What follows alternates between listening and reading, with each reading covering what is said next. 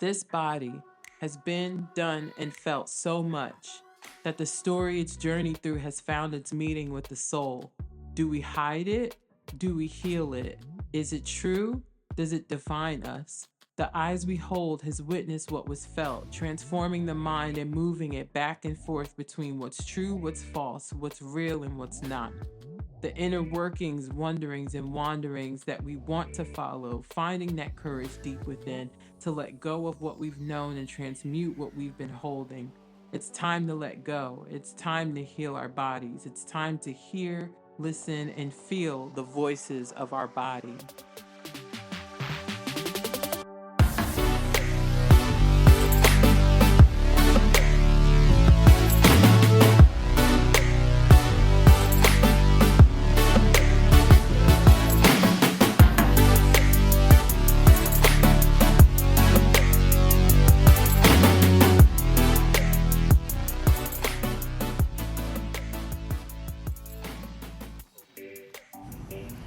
What is up, everybody? Welcome back to Voices of the Body, the podcast. My name is Love Ashley Elaine, and I'm going to be your guide as we journey through this big, beautiful thing called life. This episode, we are diving into a beautiful conversation with a good friend of mine, Miss Krystal Aguayo. She is a therapist for Women's Space, which is an organization that works with women and men when they get them in that are experiencing domestic violence and intimate partner abuse. So prepare your mind, body, and soul as we get into this episode.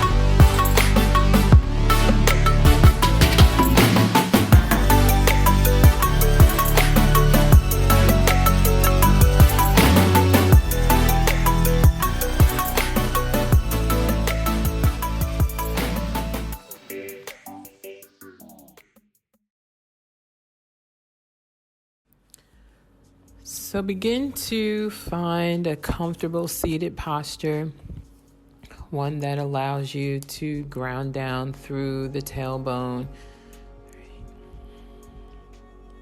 keeping the spine as straight as can be, maybe a little slouch, but really keeping the heart space open. Moving around any flesh in the bottom, if need be, to really fill into that tailbone, really ground down through the tailbone. And take a nice big inhale and exhale. Nice big inhale and exhale. Last one. Nice big inhale and exhale. And gently begin to bring your gaze down your nose or close your eyes completely.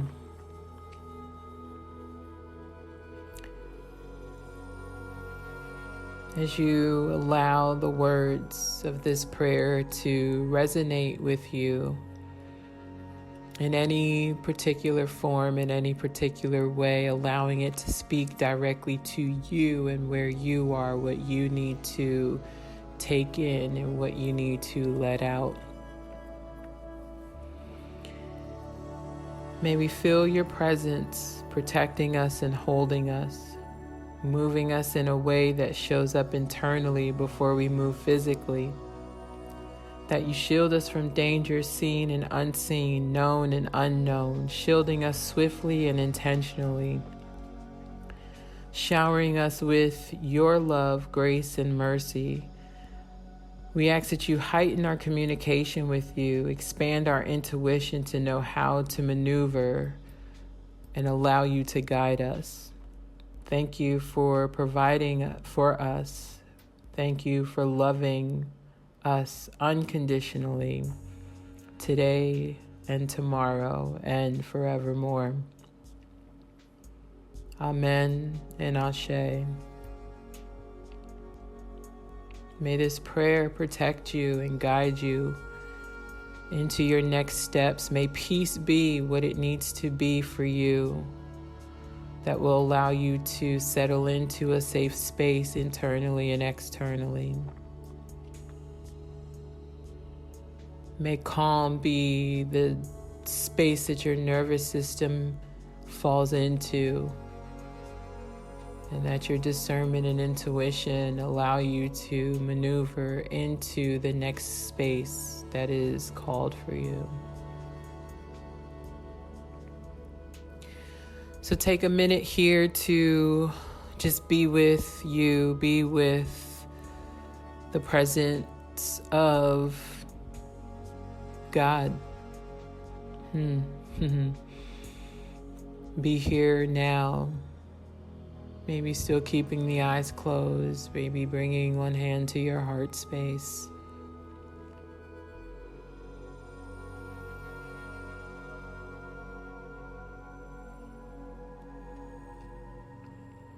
If you are listening to this right now and you are in a abusive relationship, physical or non-physical, and you're not sure where to go, how to turn, how to release yourself, my heart is with you.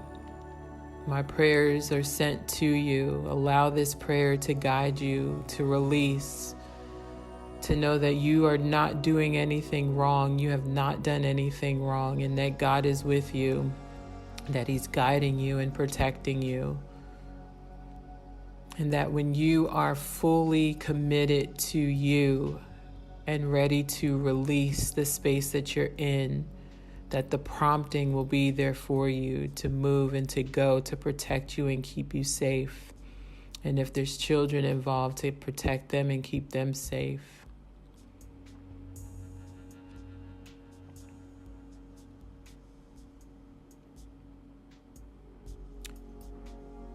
So as you know, you can pause this at any point to take time to journal, take time to let it just marinate, let it just do what it needs to do. And we will be right back.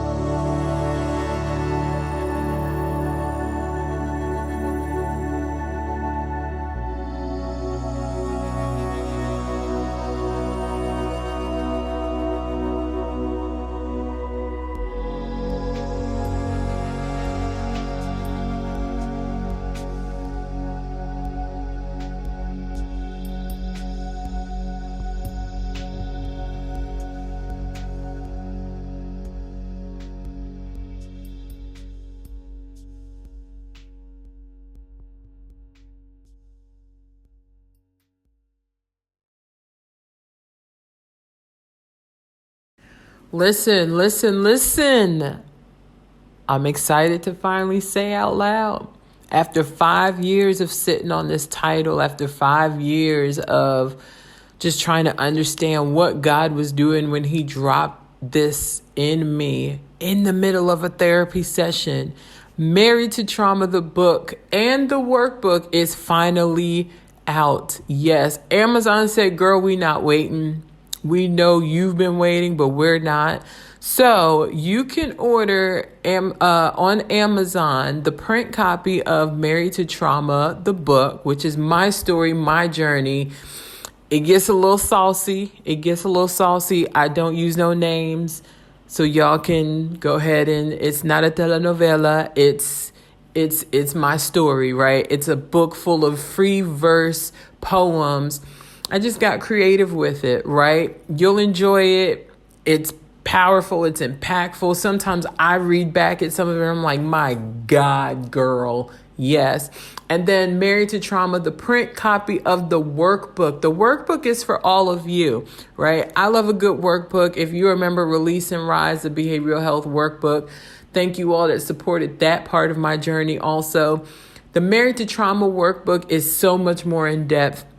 It's a compilation of, you'll see when you get the book, but it breaks down the book, but in a way for you to look at your own marriage, right? What are you married to? What patterns and behaviors have not shifted because you haven't even realized that they're there, right? So go to Amazon.com because I know all of y'all got Amazon. You probably got Amazon Prime too. And this is not a plug for Amazon, but my book is on Amazon.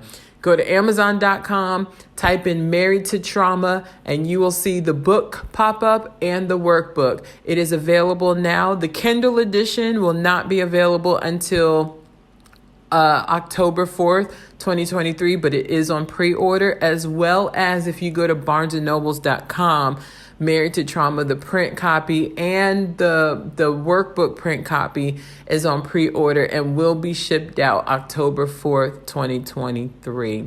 I'm so excited for this. It's my story, y'all. It's my story. It's my story in the funnest way. Are you ready to meet the true you?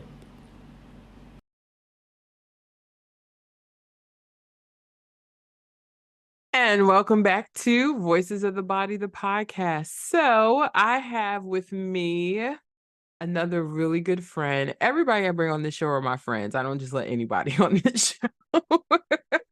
Or trusted, very trusted people.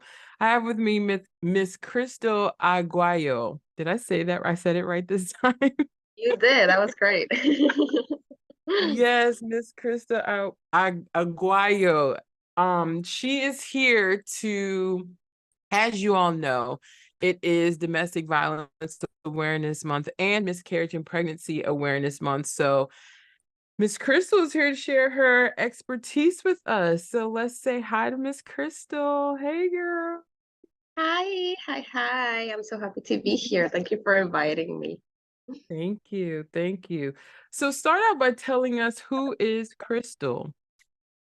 I am a clinical social worker in the state of New Jersey.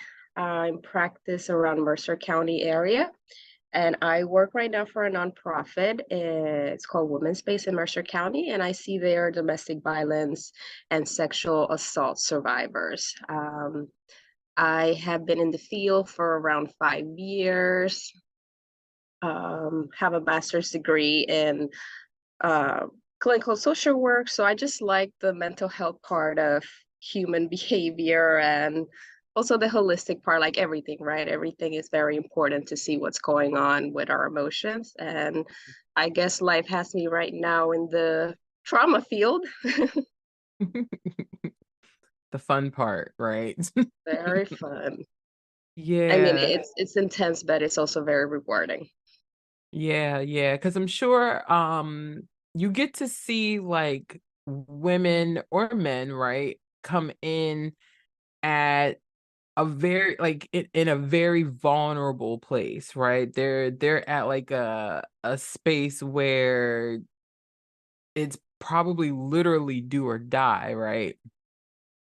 Yes, it's very interesting. Everyone is like in a different stage. You will think like, no, everyone is about to be killed or it's in a horrible situation. And a lot of times, I will say most of my clients they already got out of their relationship and they're just trying to figure out their life post abuse because those traumatic symptoms, now that you're out of that place, it's like you're trying to find your new normal, but your brain is still reliving everything that happened. So they're just Yeah. trying to find their new version of themselves after the abuse. Yeah.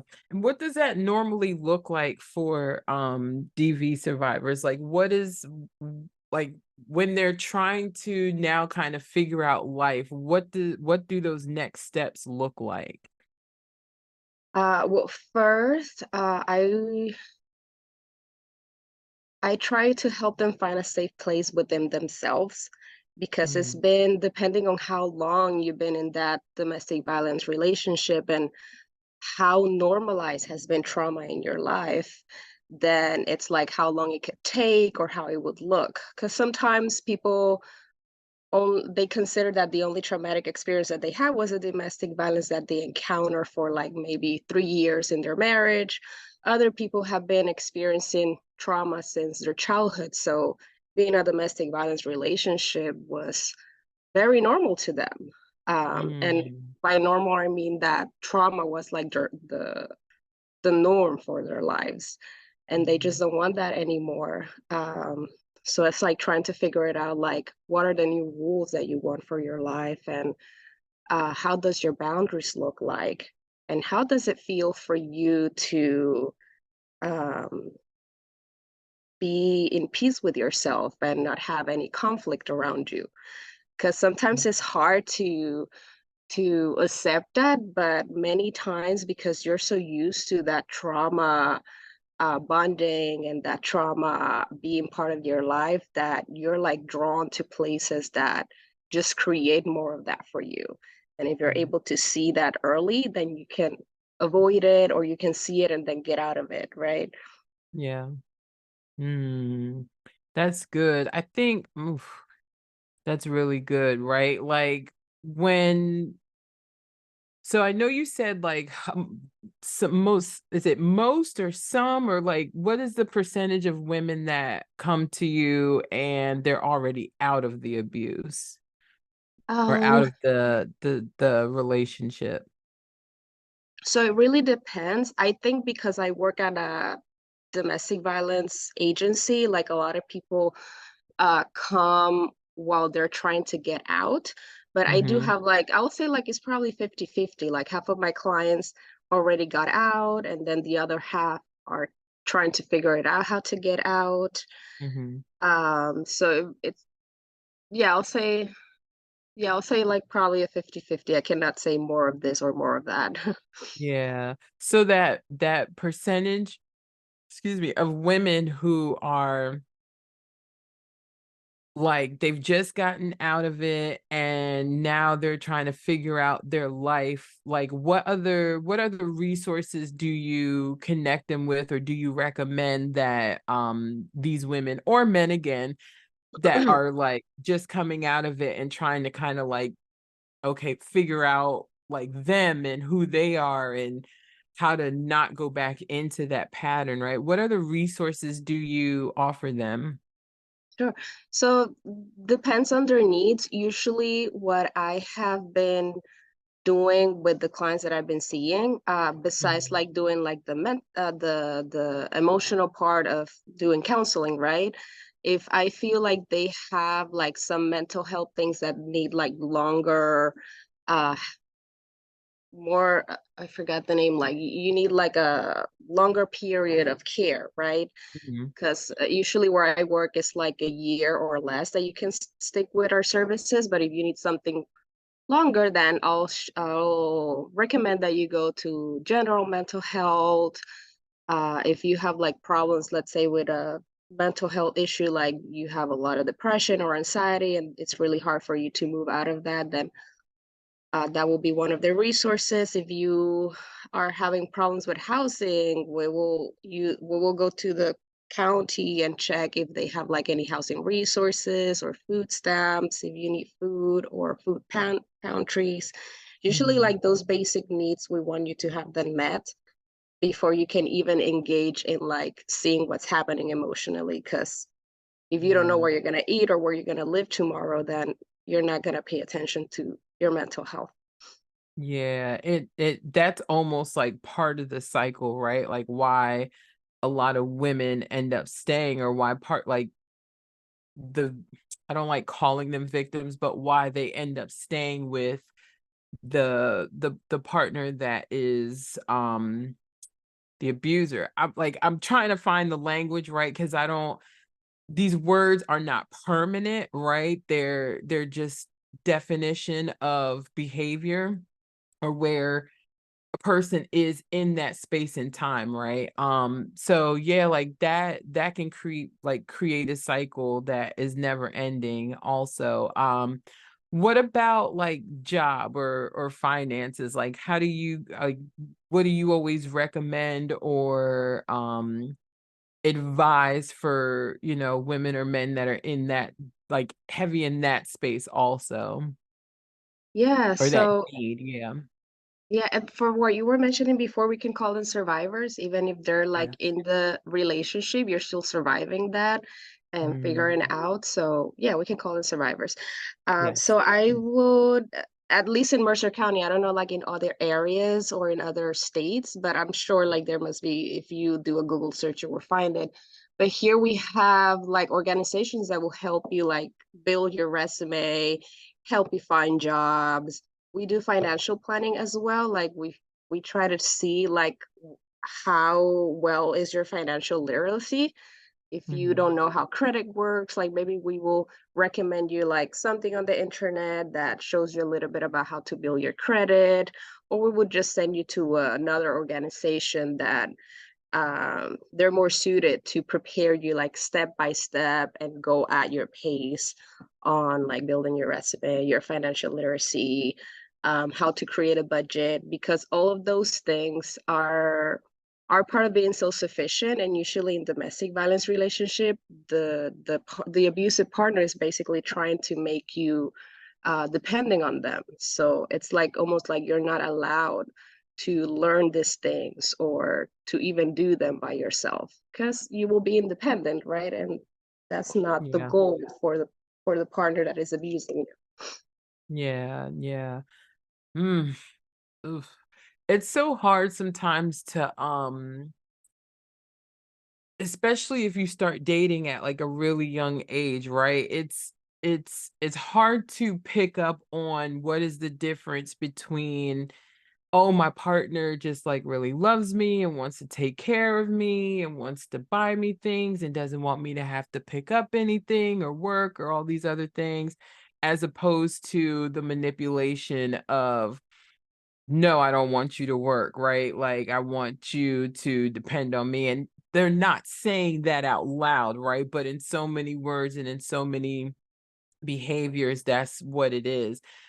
How does someone like really spot abuse in their relationship that is not physical, right? Because we know about physical abuse, um even sexual abuse, right? And I think sometimes in marriages that part can be missed, because there's like, now you're talking about spiritual abuse where it's like, well, I'm your husband, you have to do X, Y, and Z. I don't care if you don't feel like it or whatever that looks like. But what are some signs of abuse in a relationship that aren't so blatantly obvious, like the sexual abuse or physical abuse? Sure. I will say like most of the abuse, right? It has to do with power and control. And I don't say it, right? Research says that it's all about like controlling and having power over your partner. And the Yeah. physical and sexual violence are the most like intense, I'll say, because people can see it. It leaves physical marks. But most of the time is the emotional part, like, calling you names, putting you down, giving you looks that, you feel afraid or intimidated. If they do something, they don't take responsibility for that. Like, for example, they hurt you, and you're like, hey, this thing that you did, like, I didn't like it. Can we talk about this? And they're like, no, it's if you feel that way, that's your fault. And you made me do that. And it's always like, it's never about me. It's you, the one that is wrong. We can never like make decisions that benefit the both of us. It's only like one part that is benefited, and the other part has to basically live with that. Um, Mm. uh, Usually, like in heterosexual relationships, you will see this male privilege of like the woman is the one that stays home and the woman is the one that takes care of the children, and it's like you're the servant and they make the decisions, and that's a power and control dynamic right there. And if your partner is not healthy and is using that to keep you in that spot of I cannot do anything by myself without your permission, that also like it's a very clear sign that this could escalate eventually. Yeah, yeah. It's so tricky sometimes because I think people when we end up bringing like spiritual and religious Mhm. practices into relationship, marriage, all of that, um it it could become like a really confusing two-step dance, right? Because it's like, well, these are my beliefs and this is what, know, this is how I'm told I'm supposed to treat my husband and be with my husband and all these other things, right? Or even just in relationship, right? Not even being married, it's like I still uphold this relationship to that level of regard. um Man, it like that's an interesting dance. That's an interesting dance. How what is something that you would like advise somebody to like kind of when it comes to like checks and balances, right? To check in with themselves about where they are in their relationship. What are some things that you would tell them to kind of like look at, like to really just like like not three but like these very simple things, right? If you're like questioning, ask yourself what. Okay. Ask myself, am I afraid of this person? Like this Mhm. feeling of walking in eggshells. If I do this, are they going to get angry? Usually, when you Mhm. start like overthinking how you should act because you don't want to trigger them, that's Yeah. one sign that you are not comfortable and you don't feel safe with your partner. And if you feel that you have to do things to please them, because if you don't do them, you know that it's going to bring you trouble. Mm. Usually, in abusive relationship, when you're thinking about leaving, it doesn't feel safe to leave because you know if you leave, probably this person is going to give you threats about harming you, or even like I'm gonna kill myself if you leave me because I cannot live without you. And it's just like this fear for yourself and this fear for what the other person is going to do. It's mostly a lot of fear and intimidation and overthinking, like what should I be doing in this situation so he doesn't or she doesn't react in this certain way that I don't want to. Usually those are the signs that maybe this is not a good place for me. Yeah, yeah. Do you have a lot of women that come to you that have children, and what is that like? Yes, it it can be very challenging when you have children, especially if children with the person that is abusing you, because the children are seeing basically that these behaviors are, well, they don't know that they're not acceptable. They're learning that, well, this is how relationship works because this is how my parents are treating each other. But Mm-hmm. they get scared as well. If they hear like someone screaming, if they see someone hurting the other person, of course, this affects them. And what I have seen is that when people are trying to get out of the domestic violence relationship to find a safer place for them and their children, usually the other partner will try to like control you by using the children, like saying stuff like, I'm going to take them away from you. I'm going to call Child Protective Services and say that you're not a good parent. Or if they have like visitations, they will just tell stuff to the child and that it's not healthy, like your mom or your dad, it's a bad person, or hey, check that your parents are not having like a boyfriend or a girlfriend, you gotta be like the guardian now, and it just puts the children in this very difficult spot because they want to please their parents, but it's Yeah. like one parent is basically not healthy and it's making them do stuff that it's not appropriate for children or even for their age. Yeah. Hmm. The babies. It's so hard. Oof. Yeah. I think about like when I worked in when I worked for crisis mobile response and care management, like just like the look in some of the children's eyes who have experienced their own version of physical and sexual abuse, but also both and have witnessed, right, their parents in these situations, right? They just show up so differently.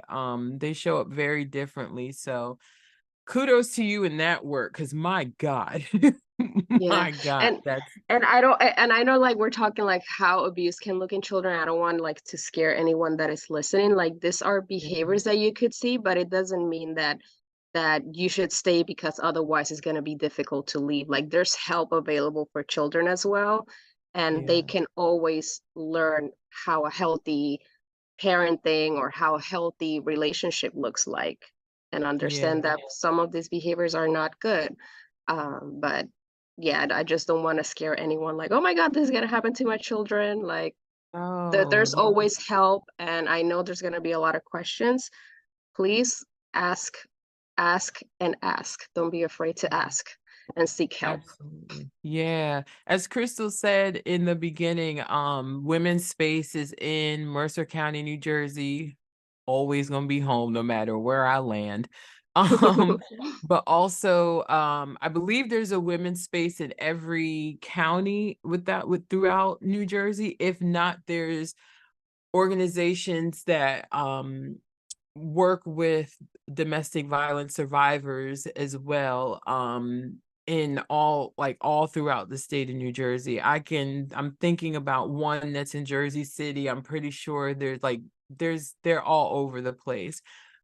Also, if you are in New Jersey, and not familiar with the New Jersey Children's System of Care, I worked in the New Jersey Children's System of Care for a good little number of years. They have services for children. So as if anyone listening to this episode, if it's you or somebody, right, like something is in your stomach, is kicking, somebody is coming to mind, right, share this episode with them, but also let them know that there is services for them. And if there's children involved, there is services for your children. It is a free phone number. I will make sure I put it in the show notes. That way, people can have access to it. I'll put the website. I'll put Women's Space in there also, because even if you're not listening to this in the state of New Jersey, who knows what you click on and it opens up for the state that you're in. If you're not listening to this in the United States, also, just it's all dropping a bug, right?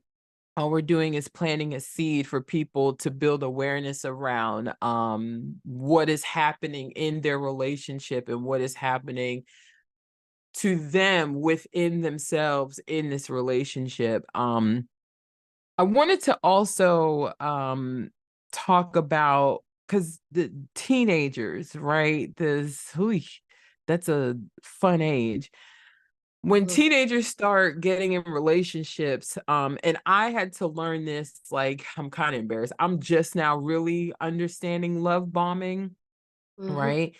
Explain to us what love bombing actually is.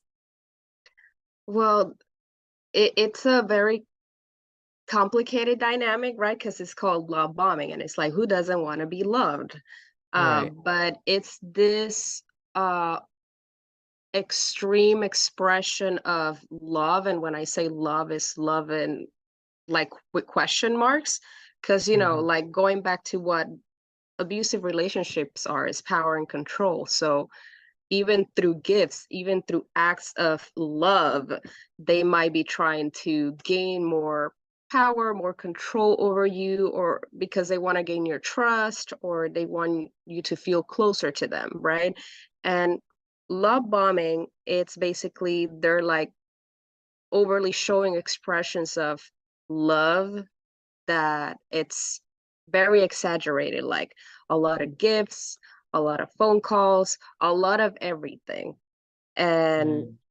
maybe the person at some point are like, okay, like it's nice to receive gifts, it's nice to get attention, but why is this person always on top of me? Like I need to breathe, right? Hmm. That's a good example of like what love bombing looks like.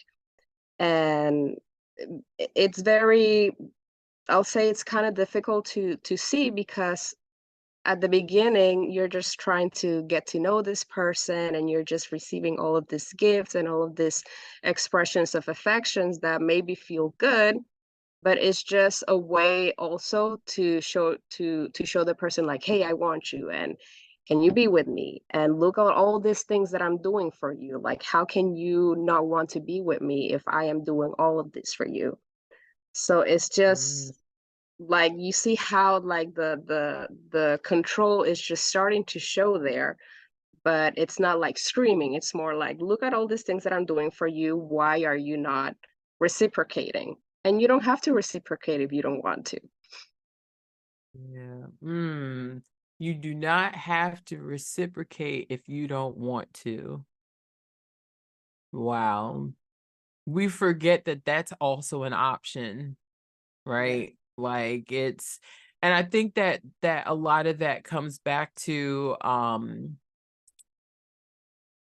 us like really loving us ourselves and knowing ourselves, right? When in those beginning stages, especially as a teenager, right? We all been in love as a teenager. We've all have Yeah. those teenage butterflies. Like Katy Perry wrote a whole song about it. It's those teenage years are very like everybody's in love super quick, right? So it's like to really be able to learn yourself and know your worth and know that you do not have to reciprocate. Like just because someone is giving you something, it doesn't mean that you have to take it, right? Yes. That like you don't have to take it at all. Wow.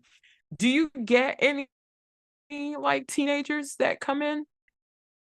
We do get teenagers. I Hmm. don't see a lot of them because we do have like a children's specialist, and she will like mostly work with the teenagers and the children. But yes, we do Okay. get teenagers that are on this stage of like, why is he doing this, or why is she doing this? And I have to say it sometimes is a little bit more difficult for girls, and maybe it happens more to girls, this love bombing, because in our gender stereotype world, it's like the boy that gives the gifts and shows the first, like gives the first step of like, hey, I want to be with you, or like shows interest. And a lot of times girls or women, we're teach that you have to take that and look at all that this boy or this guy is doing for you. Like how can you say no? Like you have to be Mhm. grateful, you have to do this and that, right? So it Yeah. usually happens more to girls, but it can happen to boys as well. Yeah. Yeah. How often do you see men come into the office for services? um I don't see a lot, but that doesn't mean that it's happening a lot to them. But I will say maybe for 10 women that I have two men. Okay. So it's very disproportionate. Like the when men get help, like it's a very at a much lower rate than women. And I think it's because of this gender stereotypical norms of, you're the guy, you're the man, you should be the strong one. How can you be receiving abuse from a woman? And there's like a lot of Mm. shame and guilt around like this about getting helped. And especially like because in domestic violence organizations, you have a lot of women working there. And it's like, how can a Mhm. woman is going to help me? Like, how am I going to tell this to another woman? It's just like this untold rules that are saying to men, if you go get help, you're weak. If you were abused, you should be ashamed. Mhm. Like, how dare you? So I think that's one of the reasons why men don't seek help um, at the same proportion as women. But yes, it happens a lot to them Yeah. as well. Statistically, it says that Mm. that 1 in 3 women are have Mhm. experienced domestic violence, and then 1 in 4 men. So a little bit more to women, but not a big difference between women and men. It's just at the rate they Yeah. get help is so different. Yeah. Which is crazy because let's say he's had enough of this woman like hitting him and then he turns around and he spazzes and he hits her. What's gonna happen? You know what I'm saying? Like now she's coming in for services. Oh, he hit me. I'm a victim. Like now, and now he's getting whatever, however that scenario plays out. So yeah, that's interesting. That's interesting. I've since I've been here in Cambodia, I've met a lot of men who have become more intentional with tapping into that feminine side. And feminine side being like emotions, right? Like it's not anything where it's like they're trying to tap into being a woman. It's tapping into the energy of the emotions, the softness, the nurturing, what that energetic side of our body of our energy is, right? Whereas like the masculine side has kept them from showing up in certain relationships to where women have said, I don't feel safe with you because of whatever, right? So they're always constantly like living in that masculine energy and in that masculine societal norm to where it's like, well, I've never put my hands on her, but now she's telling me she doesn't feel safe with me. And it's like, men now are trying to really tap into that their emotions and Yeah. but then it's hard because society is like, oh, like you're not supposed to feel, and it's just like, but then he's gonna get angry and he's gonna hit, and then Yeah. it's I will such a say weird like cycle. yes, it's really sad that these are the ways we think, but I'm really happy that there are men that are really trying to deconstruct themselves. I think, there's a difference between your masculine energy Mhm. and the masculine idea that society has. Like that's a really big distortion of what masculine and being a man is. Doesn't mean because you're a man you have to like scream or be the leader or be this and be that. It's very different, like being connected to your masculine energy, that just living under the society norms of what is to be a man or what is to be masculine. So when I see men that are trying to tap into their emotions and trying to understand all these repressed things that they've been holding on for their lives, I just feel really proud that there's just this Yeah. big movement of men trying to heal. So Yeah. I guess it's just Yeah. do the opposite of what society is saying.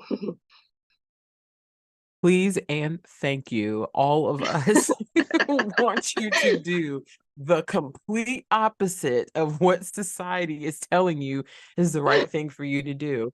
Um, which I mean, and then like that's a whole nother podcast episode, a whole Yeah. nother conversation, right? Men built this kind of like that's a whole nother episode later. But um do are there any organizations that you know of that work with men who are the abusers? I'm so sorry. I don't know specific names, That's but fine. Yeah.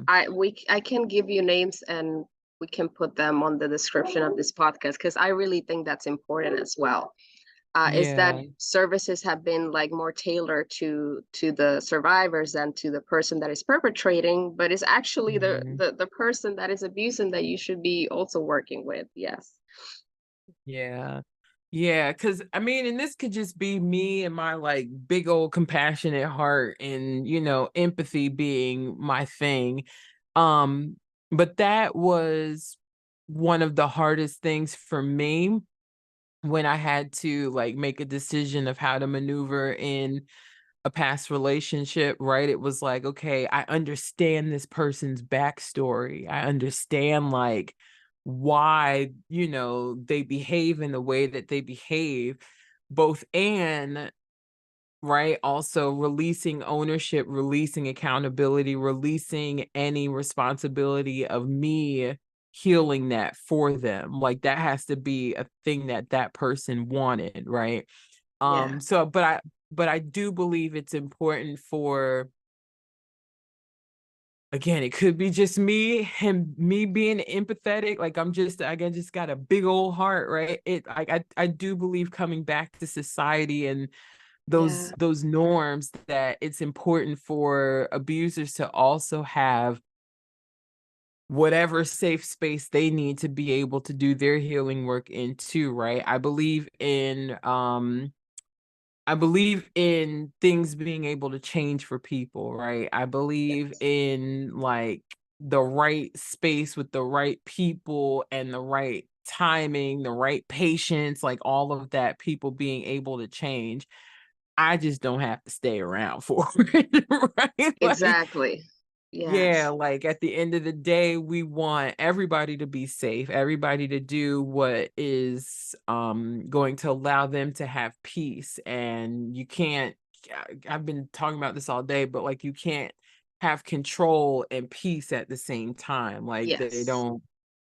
they don't live well together. So what is the number of, like, what are the demographics of women that you see the most, or even that are domestic violent survivors, when it comes to Caucasian women, BIPOC women, Latina women? What is the demographic of people look like in those numbers? We see like everyone, Mm-hmm. because I'm a Spanish speaking counselor. I'm a Latina, so I mostly work with Latinas, right? Or Latinos. But we do have like, as I say, Latina, Asian, African American, Caucasian women. It looks very different for every population, and I think it's just because of the cultural norms of different demographic groups, and also, of course, the structure of the society we live in. And if you bring racism and the police involvement, over involvement in some communities, like it just looks different for how it affects different communities. Yeah, yeah. Mm.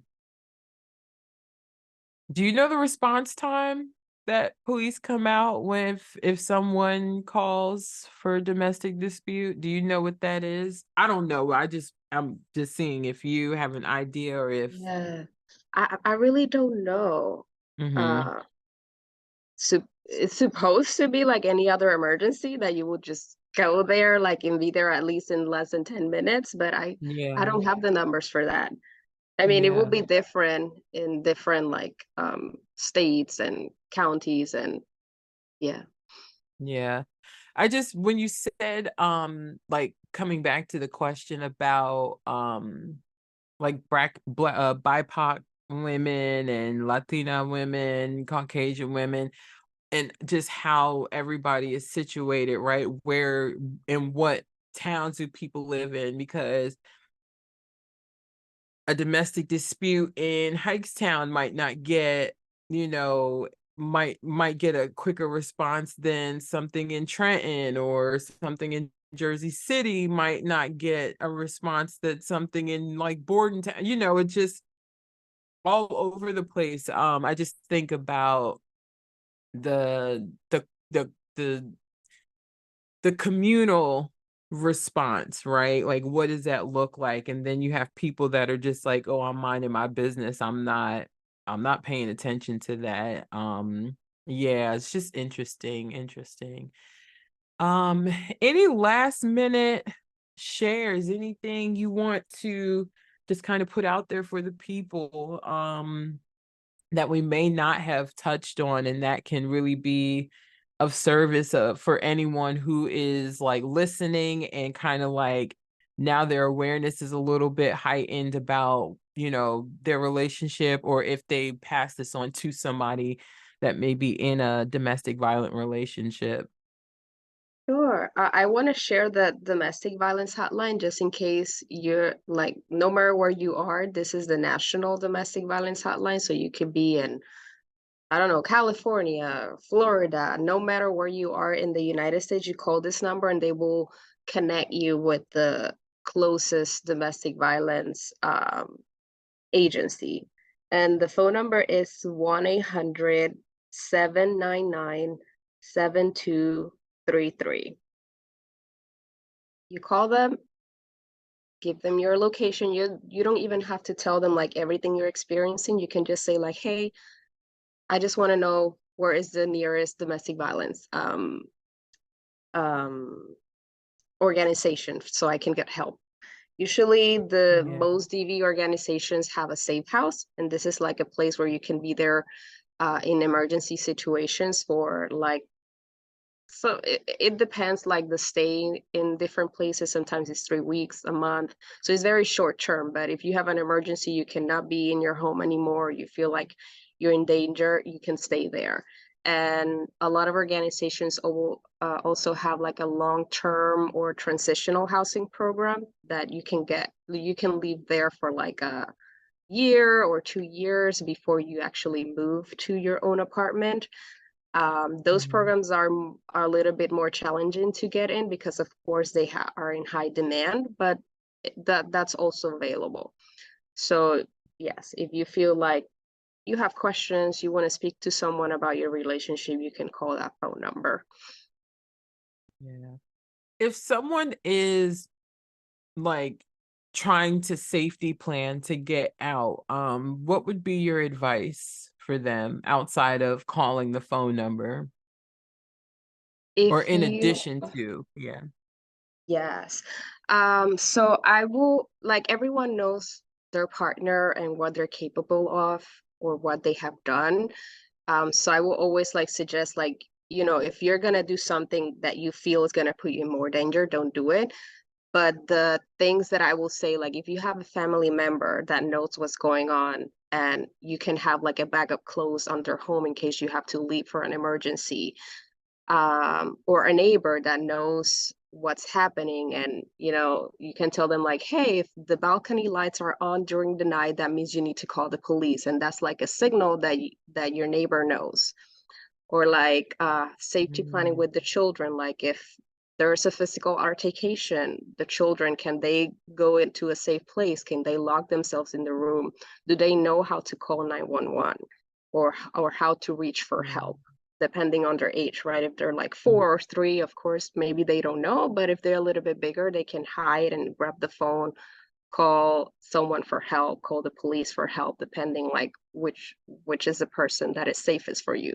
Because I know for some people, like calling the police is not an option. It makes them feel more afraid or for different reasons, right? So if you don't want to call the police, you can call someone that is safer. You can do that as yeah. well. Have copies of your documents like your social security card, your passports, anything that it's documentation that shows who you are and who your children are. Just have a copy of that if you don't have access to the originals all the time, or if you just need to grab something and leave, like, have that hidden somewhere in your house or hidden somewhere in your car or hidden at someone else's place that you can just go there and grab it. Um, it really changes, like the safety plan really changes depending on each situation, but I have heard like people that have like a copy of their car keys and their partner doesn't know. So if they take their Mm. keys away, they have like another copy saved somewhere, so they just grab that and leave. Like I feel like a lot of these tips that I'm giving you is clients that have been telling me like what they do, because that's why I call them survivors, because you're really like thinking already how to survive this even if you're in there. So Yeah. you can also go to the domestic violence, National Domestic Violence webpage. It's called thehotline.org. Mhm. Thehotline.org, super easy. And and they have like a lot of information how to safety plan, the phone numbers, more statistics. You can find a lot of information there as well. Yeah, yeah. Wow. Um, and all of this is not to scare anybody, right? Um, we want everybody to be safe, be loved, know themselves, allow their children to grow up in homes where they can thrive. You be in a space where you can thrive, right? No one deserves to have to be in any type of abusive situation that doesn't involve physical or sexual abuse, both, and if it gets to that level, it's still not deserving. That first hit, you gotta, you like, if you've missed the signs, right, up until that first hit, don't let that first hit make you think that, don't let the first apology after that first hit make you think that that's it. And that it's going to be different. Usually abuse escalates. So maybe it starts with like, I love you and I don't want you to do these things because I love you. And then it could escalate to you cannot leave the house, and if you do this, you're gonna get in trouble. And then it keeps escalating until that first hit, right? Yeah. But that first hit could take a year or years before it comes. But Mhm. you're already in this extremely abusive cycle that you haven't realized it because you think abuse is just getting hit, and it doesn't have to be that. Yeah. Yeah. It's, yeah. That was something I had to learn, right? Is that abuse isn't just getting hit or like anything physical at all, right? It was no, like, you're holding my wallet hostage. Like, Hmm. you're now coming with me to work to make sure that I get to work, right? Like, there were times where I thought it was like, oh, it's so cute. It's to make sure I get to work, okay. And it's like, no, like, he's just like making sure you go to work, right? Making sure nobody's talking to you, nobody's doing this, nobody, like, it's, so there's like this weird dance with like, and then I think, something I recommend, um, and this, it just hit me. Something I recommend everybody to do is really take a moment to yourself to think about what is something that you lacked as a child that you're looking for now as an adult. And the one thing, y'all know me, I'm very vulnerable. I don't care what anybody has to say. Like, I believe that my life story is meant to help and heal a lot of people, right? So what the one thing that I never felt I had as a child that I've searched for and needed and wanted as an adult is protection, Mm. right? And there were relationships where I thought I was being protected, right? So I had to learn that fine line between I'm being protected, like, oh my God, I'm being protected, I got a bodyguard, Mm. right? I had to learn that fine line between I'm being protected and no, like, this is like, I'm being controlled, basically. right, I'm being controlled, right? And it wasn't just one relationship, it was several. It was several relationships, right? So it's like when I look back at those spaces and those times with those people, right? And now I'm remembering words, I'm remembering behaviors, I'm remembering like all these different things. It's like, gosh, like this is why I'm an advocate for people going to therapy. I'm an advocate for people doing the healing work, the intentional healing work, right? Because if I didn't allow myself to step back into my childhood and say, okay, what was little Ashley missing, right? I wouldn't be able to see the patterns that I kept going through in my relationships, right? And the pattern was I needed somebody to protect me, excuse me. I needed somebody to protect me. I needed somebody to like want me, right? I needed somebody Mm-hmm. to do all these things I didn't feel like I had growing up, right?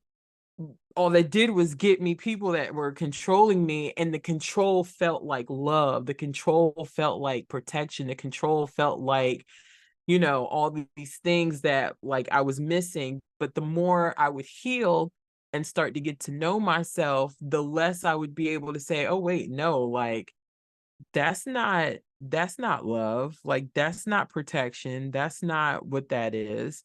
Right. So don't write off like doing that inner child work either, right? Because that's where we learn those foundational skills of relationship, right? That's where a lot of our foundational things come into play, good, bad, or different. So when we end up in these domestic violent relationships, right?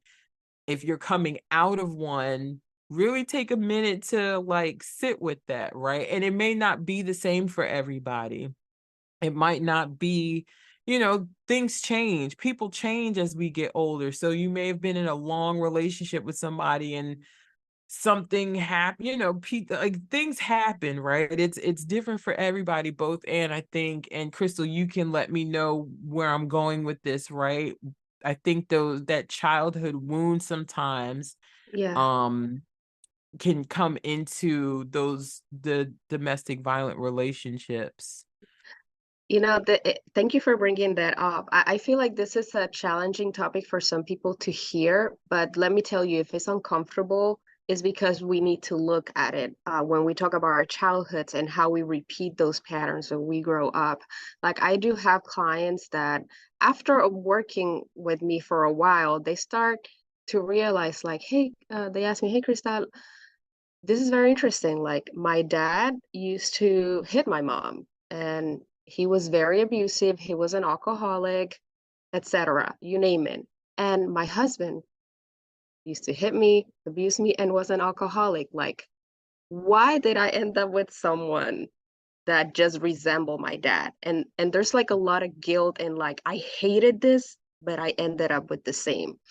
And when you start to realize these things, I want you to be very loving and caring with yourself, because you cannot do different than what you were taught. If this is what you learned, how can you do different? Yeah.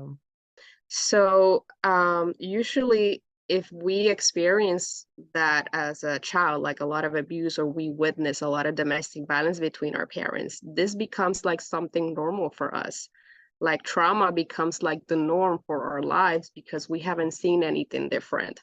So when we start dating a partner that maybe resembles what our dad used to do or what our dad used to be, for us, that's something that we know. Even though we don't know that this person is going to be abusive, something inside of us says, hey, this person is familiar. I feel safe here because I know what to expect. Mm, And also, like, leaving, that's why leaving is also like difficult, because you're like, well, I don't know what a healthy relationship looks like. I don't know what to expect. I don't know how it's going to feel. So maybe I'm just going to stay here because I know, even though yeah. what you know is not healthy and it's very unsafe for you. So Yeah. a lot of patience, a lot of love when you start to see those patterns. Like, this is not to to put more guilt over yourself. It's something Yeah. that you will learn, and it's okay. You can still learn. Like, you will never stop learning. Um, Yeah. so yeah. Mm. Beautifully said. Yeah, like keep yourself open, right, to learning more and more and more about you, right? About your patterns, your cycles, your family, your likes, dislikes, all of those things. Yeah, thank you for saying that, right? Really allowing ourselves to give ourselves grace, right? And then even understanding that as much as you love this person, you can't help them. Oh, yes. Yes. Don't take the role of the therapist with your partner. Like, you cannot change your partner. And, it's okay if you leave someone while you love them with all your heart. Because this is like another thing. Like, why do I still love this person that was hurting me? It's okay. You can Yeah. love them with all your heart and at the same time say, you know what, you're not healthy for me. This is not healthy for me. I am leaving. Because your love for yourself should be bigger. Mm, mm. It should be. Yes. Yes. Right. Yes. Ooh, man. Krystal, thank you so, so much. Thank you. So much. So much.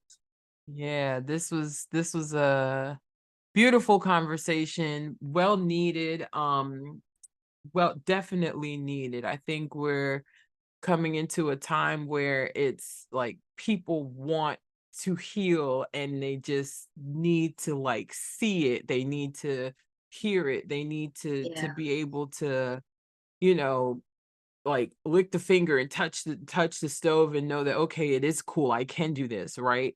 So thank you so much for the work that you do.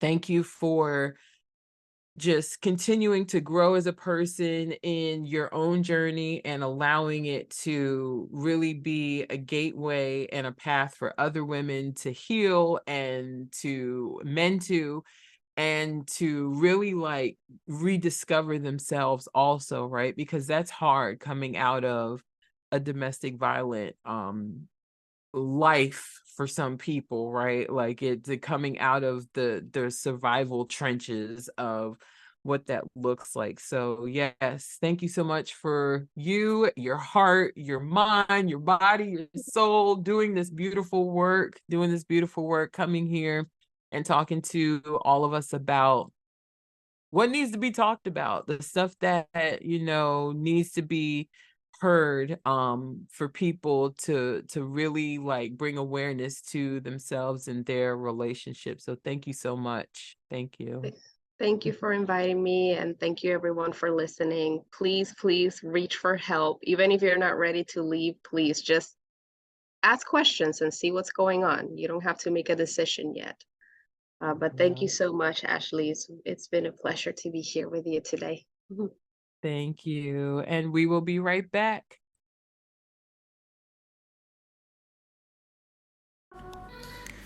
All right, let's all take a nice big inhale and exhale. That was a very informative, very powerful conversation with Krystal. I'm so grateful for her expertise and her passion for working with survivors and victims of sexual abuse and domestic violence.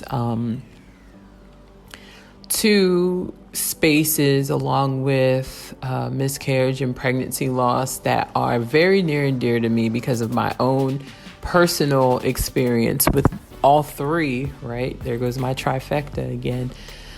So I'm grateful for her her wisdom, her ability to really be able to listen and embody and show empathy, a great deal of empathy and compassion for the women that she works with in both of those spaces.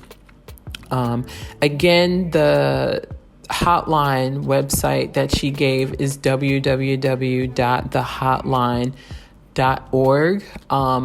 It is a very good resource if anyone is in need of services, or just after listening to this episode, something is turning in your wheels and there's an awareness, right? I always say, the things that I share on here is to help other people build awareness of where they are in their journey. Something that may have not clicked before that may click now, right? The biggest question is, do you feel safe in your body? Do you even know what safety in your body feels like, right? Yeah, man, we could have talked for hours.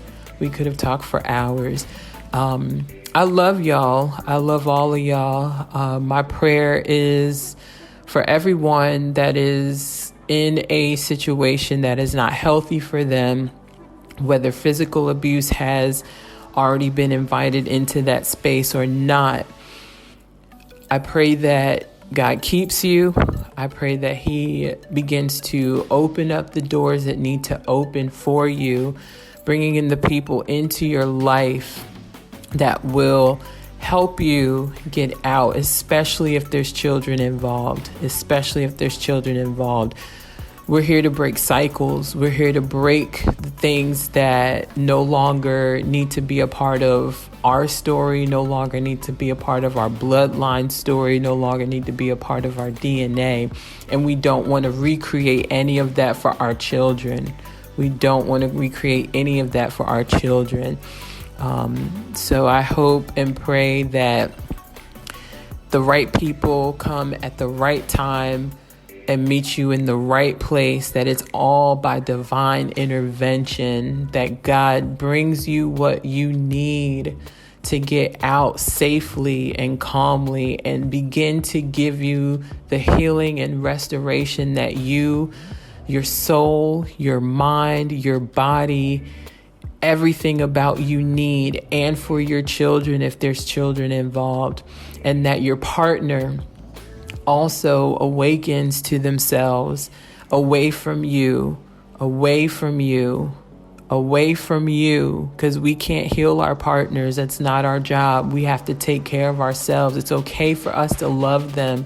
Like Krystal said, it is completely okay for us to love them, but we can't help everybody that we love, right? Everybody's journey has to come to a point where they go a different direction than us, and that's okay. It's not selfish for you to choose yourself, especially if what you're choosing yourself from is keeping you stale, is keeping you in pain, is keeping you stagnant, and is not healthy for you, right?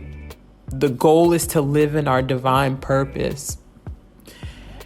And there's no rhyme or reason to why anybody should be abusing anybody. I understand and have deep compassion, deep empathy for people for abusers who understanding their journey and their story, because some of this is learned behavior, some of it is learned survival, some of it is fear. We don't know. We don't know what it is, right? I just want everybody to be safe, be protected, and my prayer is what it is, for God to meet you right where you are, open you up, and put you in a divine innovative space to where the right person comes to you at the right time to give you the right healing and the right release and the right restoration.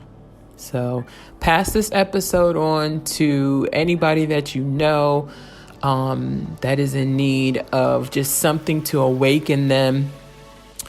And love shouldn't hurt, right? Eve did not write that song, Love is Blind, for no reason, right? I remember that music video very, very clear. So I love you all. I love you all. I love you all for free. Until next time.